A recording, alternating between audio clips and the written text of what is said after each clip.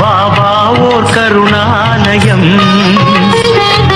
பாதம்தான் கமலாலயம். பாபா ஓர் கருணாலயம், பாதம்தான் கமலாலயம். சாயப்பா உறவுகள் அனைவருக்கும் வணக்கம்.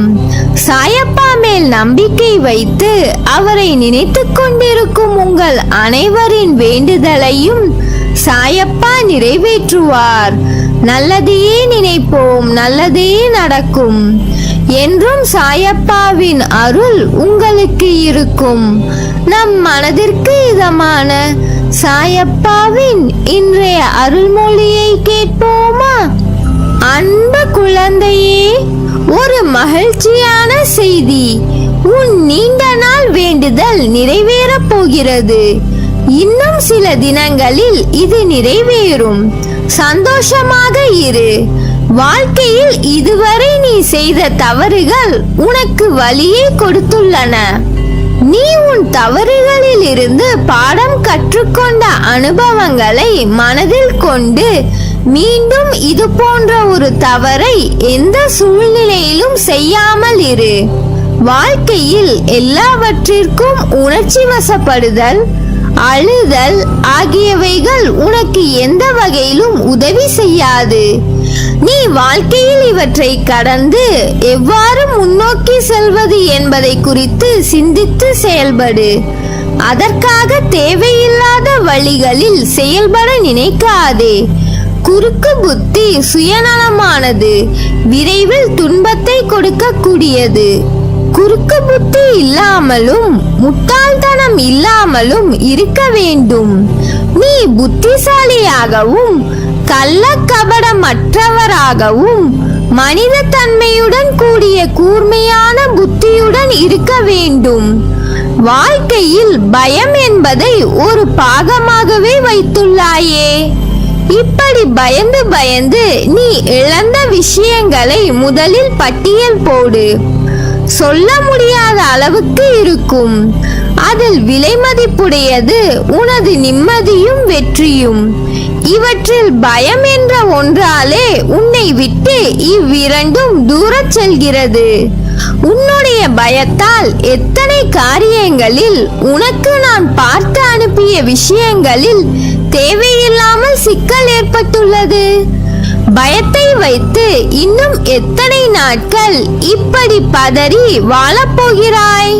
தொட்டதற்கு எல்லாம் பயம், செய்யும் காரியங்கள் நல்லபடியாக முடிய வேண்டும் என்ற பயம், பயணம் மேற்கொண்டால் நல்லபடியாக பயணிக்க வேண்டும் என்ற பயம், இப்படி ஆரம்பித்து கடைசியில் ஒருவரை நம்புவதற்கு பயம் என்ற அளவுக்கு உன் மனதை நீ கொண்டு வந்து விட்டுள்ளாய். உன் மீது அக்கறை கொண்டு உனக்காக பரிதவிக்கும் ஒரு சிலர் மட்டுமே உன்னை எண்ணத்தால் சுற்றி இருக்கிறார்கள். அவர்களின் பேச்சை நீ தள்ளிவிட்டால் அவர்களும் உன்னை விட்டு விலகி போவார்கள். உன்னை ராஜாவாக்கி மந்திரிகளாக இவர்களை நான் உருவாக்கி இருக்கிறேன். ஆகவே இவர்களது ஆலோசனைக்கு செவி கொடு. இது சரியான ஆலோசனையா தவறானதா என்பதை தெரிந்து கொள்ள முடியாத போது என்னை நோக்கி கூப்பிடு. உன் மனதில் இருந்தபடி சரியான பாதையை நான் சொல்லுவேன். அதை பின்பற்றி உன் வாழ்க்கையை நடத்தி வந்தால் வெற்றி மேல் வெற்றி பெறுவாய். உனது தலையை அலங்கரிக்கிற ராஜ முடியாகவும் இருக்கும். நீ பிறரால் போற்றப்படுவாய். உனது வருத்தம், கஷ்டம் அனைத்தும் பிறரது பாராட்டுக்கும் உனது மேன்மைக்கும் காரணங்களாக அமைந்துவிடும். ஆலோசனைகளை கேட்காத இதயம் குருடானது. அவர்களை திருத்த மகாதேவன் வந்தாலும் முடியாது. தோல்வியின் விரக்தி, நிம்மதியில்லாத தூக்கம், மனதில் அமைதியின்மை என உன் சந்தோஷத்துக்கு முற்றுப்புள்ளி வைக்கும் அனைத்து பார்வைகளையும் நீ உன்னிடத்தில் வைத்துள்ளாய்.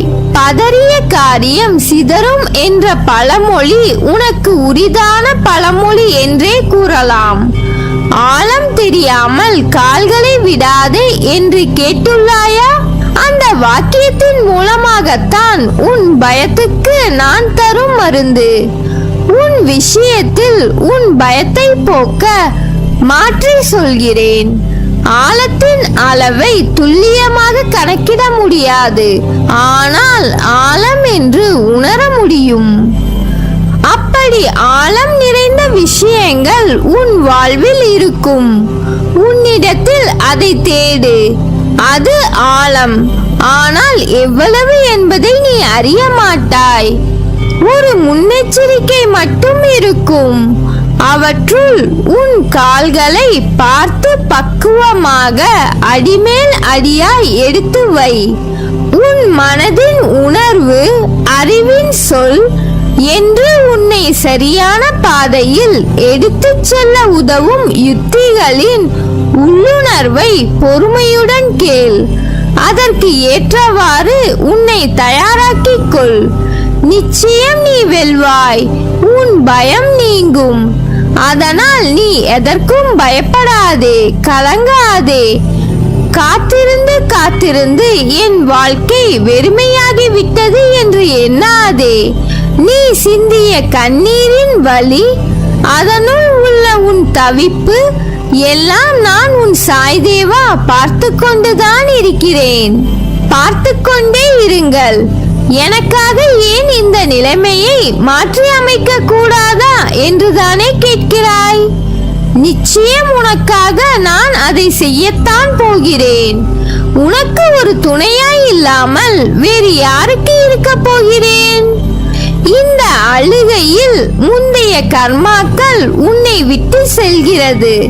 அதனால்தான் நான் அமைதியாக உள்ளேன். நிச்சயம் உனக்கானதை உன்னிடத்தில் வந்து சேர்க்க என் நடவடிக்கைகள் நடைபெறப் போகிறது. நீ விரும்பிய வாழ்க்கை உனக்கு அமையும். இது சத்தியம். இந்த சத்திய தேவனிடம் இருந்து என்றும் என் அரவணைப்பில் நீ வாழ்வாய். என் வார்த்தைகள் மீது நம்பிக்கை வைத்து செயல்படு. நீ நிச்சயம் தடைகளை தகர்த்து வெற்றி அடைவாய். திக்கு தெரியாத இருண்ட காட்டில் வாழ்வது போல வாழ்க்கை என்ற உன் மனக்குமுறலை நான் உன் சாயப்பா உணர்ந்தேன். பாலைவனம் போல திசை தெரியாமல் சூழ இருந்த போதே உன்னை காத்து வழி நடத்திய எனக்கு இப்போதைய இருண்ட வானில் உள்ள தேடலுக்கு விடையை உனக்கு அளிக்காமல் எப்படி விடுவேன்? இப்போதைய தருணம் என்பது உன்னுடைய அடுத்த கட்ட வாழ்க்கை முறைக்கான அடித்தளம். அதனால் தான் இந்த படபடப்புடனே இருக்கிறாய். ஒரு நிகழ்வை நீ நடக்க வேண்டும் என்று நினைப்பதற்குள்ளே அவற்றுக்கான மாறுதல்களும் உன்னிடத்தில் ஏற்படும் செயலை தொடங்கி இருப்பேன். விரைவில் பூக்கள் கோர்த்த மாலையை சூடப் போகிறாய். இது சத்தியம். இது உன் சாயப்பாவின் சத்திய வாக்கு.